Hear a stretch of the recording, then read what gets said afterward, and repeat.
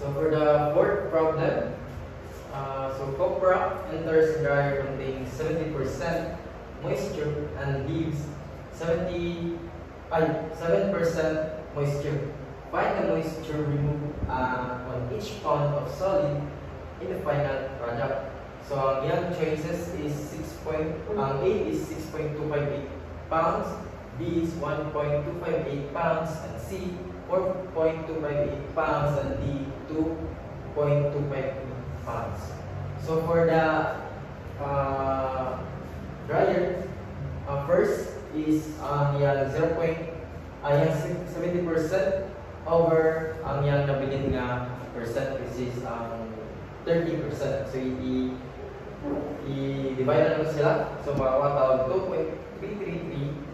And then for the x2, nag-leave siya of 7%.